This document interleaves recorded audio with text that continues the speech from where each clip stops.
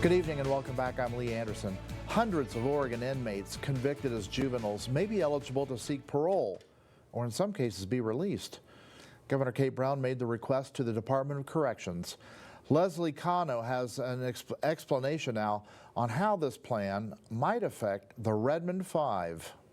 4 Redmond teenagers convicted in the beating and shooting death of a 52-year-old woman at her home more than 20 years ago will be eligible to seek parole under Governor Kate Brown's new commutation plan. More than half of the people serving time in Oregon prisons for crimes they committed as juveniles will be eligible to seek parole or in some cases be released outright. The vast majority of youthful offenders are extremely well behaved in prison, and upon release have shown themselves to be very productive.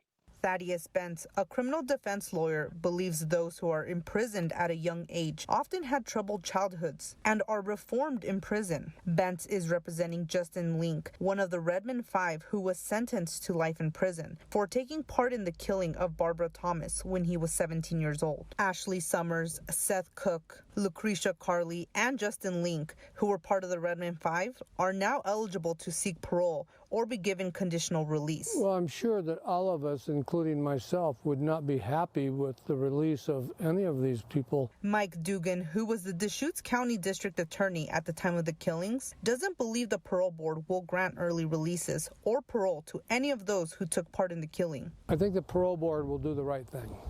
During the trial, the state was enforcing Measure 11, which was applied to the most serious crimes and carried a mandatory minimum sentencing, regardless of age. Governor Brown's office told News Channel 21 she believes more emphasis needs to be on preventing crime and rehabilitation rather than long, costly prison sentences. And Bentz agrees. So all of these offenders were under the age of 18.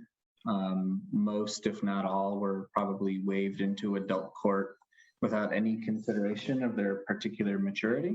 In Bend, Leslie Cano, News Channel 21.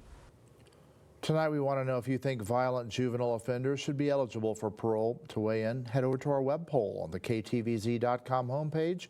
You'll find it under the News tab.